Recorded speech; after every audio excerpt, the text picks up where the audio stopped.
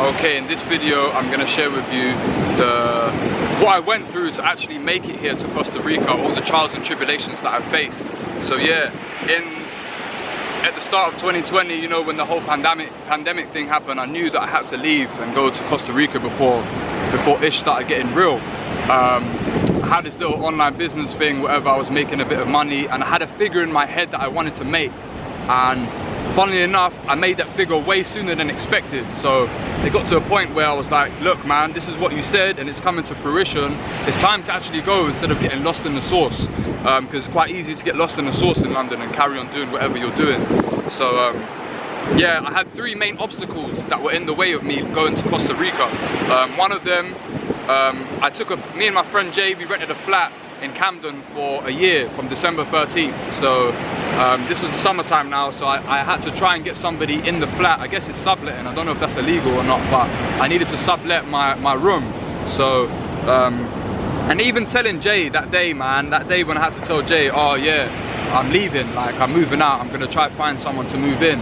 That was a big moment because it was quite personal, the fact that, you know, we moved into this flat together, it was a special place, and now I was leaving, so that was a big moment in itself.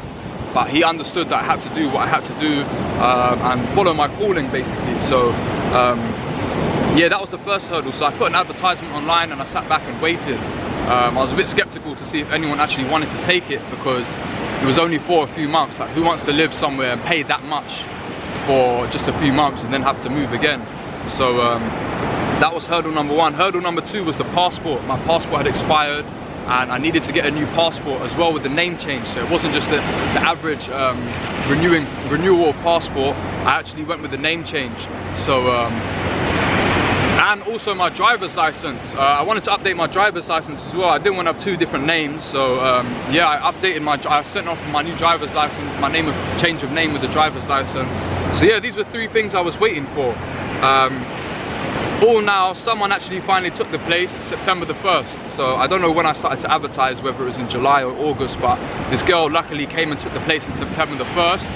And so that was cool, it was time to move out. I actually called up my mum. I met my mum about 2 weeks before and we had this amazing healing session. I will make a video about what I done with my mum. It was a really monumental day, really opened up my heart that day.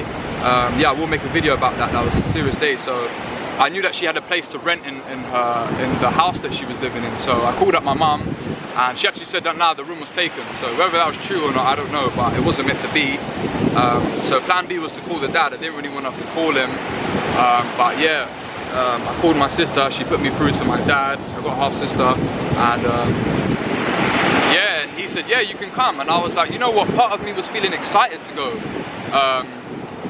And I guess it was just a change, and I knew that I was one step closer to Costa Rica by moving out, because being in the flat in Camden was so comfortable, and yeah, it was nice to actually break the comfort and take a step closer to moving. So yeah, I went up to Nottingham. Well, I told my dad that, yeah, it's just until my passport comes and then I'm actually heading out to Costa Rica. I think about 3 weeks later into that, the passport actually came. But yeah, during my time there, it was a pretty low vibrational place, man. It was a pretty low vibrational place. Wasn't my vibe at all, man. I really just enjoyed spending time away from the house or sitting in my car even. My car was my safe space, man. You know, my own place where, yeah, like the vibration wasn't right for me. It wasn't right at all in the house. But nevertheless, I was grateful for him taking me and me living there. So yeah, the passport came, and then a few weeks I was still waiting on the driver's license. The application had been knocked back twice. So all while this is happening, yeah, the COVID thing's heating up. And yeah, like one day me and my dad, something happened, and basically, yeah, he told me to leave. And I was really grateful that I was really ready to move, because yeah, I was there I think 40 days, just like Jesus, 40 days, 40 nights, man. And it was time to move on. So I went with unofficial family in Uxbridge. I moved back down to Uxbridge, and there I stayed for another month until my driver's license came. My driver's license eventually came, and the day that yeah, I was getting a few tattoos before I left, and the last one, the guy was pretty booked up, and he was like November the 3rd, and I was like, ooh, that's a bit of a stretch. Like, I knew that another lockdown was coming. I foresaw another lockdown taking place, around that time. So I was like, ooh, that's a bit risky. But then I was like, hold on, November the 3rd, November the 4th. I was like, November the 4th last year was the day I got out from prison in Spain. And I completely believe in the numbers. So I was like, you know what? Book me in for November the 3rd for the tattoo. And November the 4th is the day I'll go to Costa Rica. Say no more. So yeah, and it turns out actually that England was going into lockdown November the 5th. So yeah, the numbers don't lie. Big up the numbers, man. Numerology and all that kind of stuff, man. Yeah, so it turns out that exactly a year I spent in London from the time I left Spain to the time I left to come Costa Rica. But also something interesting happened. The full moon just before that, so it might have been November the 1st or whatever, the end of October, I went to do a mushroom ceremony. So all throughout the year I was doing a few mushroom ceremonies with Azim and Adam. Big up them brothers. Yeah, I met them both this year, and wow, amazing connection, cool people.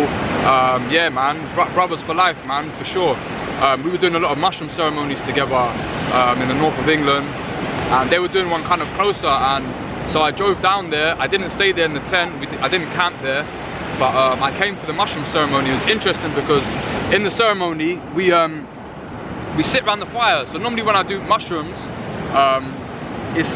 I take a lot and I do them at home, and I can kind of close my eyes and I kind of go in. But the ceremony is different. Like, you sit around the fire, you know, Azim is a shaman basically, and he sings the Icaros, and like, yeah, just look at the fire, man. It's very interesting, very interesting. And something happened to me, man, that while I was looking at the fire, all of this stuff came out, all this emotion and energy about the move. Like, it was like I was really like suppressing this whole massive move I was doing. Like, I was like, oh yeah, I'm moving like it's nothing. Like, I was actually going to move to another country and, like, you know, really start the journey. And I was really so like nonchalant about it. Like, I guess that's what meditation does, just really brings you up to date and makes you really present. But yeah, like, it took all the emotion and all this kind of stuff out of me, and I released it, and it was so nice. And then I started foreseeing, and I didn't see it visually, but like my mind kind of like, it's like it tapped into the future of all these things that were going to happen to me along my journey towards getting to Costa Rica. All these mishaps, it showed me a lot of mishaps and all these kind of problems that I was going to face on my way there. And I remember I kept saying, like, when all these things was building up, and like these thoughts and like, these situations, I kept saying, I'm eternal, I'm eternal, I'm eternal. And each time I said I'm eternal, it kept it cooled down, it cooled down. So yeah, in the mushroom ceremony, I foresaw the problems that I was gonna face. And yeah, like, it turns out I did face a lot of problems. As I went on November the 4th, what happened, I turned up with about 50 kilos worth of luggage, ready to go, said my goodbyes, you know, ready to say goodbye to England. The next day, lockdown, and they said, and my flight was from London to Miami to San Jose, and they said, look, you can't fly. And I was like, what? And they're like, yeah, America or whatever, something to do with transit flights, you can't fly today. And I was like, I was really cool, man. I was really chilled. In normal circumstances, anyone would be like, what? Like, what's going on? But because I already foresaw this in the ceremony, I was just chilled. I was like, okay. Like, I knew I was going one way or another. So I was like, cool. And the guy came with some more options. He was like, oh, maybe go to Madrid and fly from Madrid. And then he's like, there's no flights today, it might be tomorrow. I was like, look, I'm not doing tomorrow. I'm not waiting around. Tomorrow's lockdown. I'm not taking any chances. I want to go today. I'm ready to go today. So then the guy was like, look, does it have to be Costa Rica? And at this point I was just like, look, I'll go anywhere that part of the world. So he was talking about Mexico, and I was like, cool, let's go Mexico. And then he's searching up, no posible. And eventually he's like, look, you want to go Sao Paulo? And I was like, cool. And that was it, man. I headed off to Sao Paulo, man. Took a 9-hour flight to Sao Paulo. So yeah, that was the trials and tribulations I faced towards getting here to Costa Rica. Probably missed out on some stuff, but yeah, at some points I didn't think it was going to happen, man, due to the lockdown and the craziness that was happening in 2020. But yeah, I made it here, and it's beautiful, and it's like, wow, man, this is it. This is life, man. This is pura vida. So yeah, hope you enjoyed the video. I'm gonna make a video about my time in Brazil, because I ended up in Brazil, obviously. So yeah, poco a poco.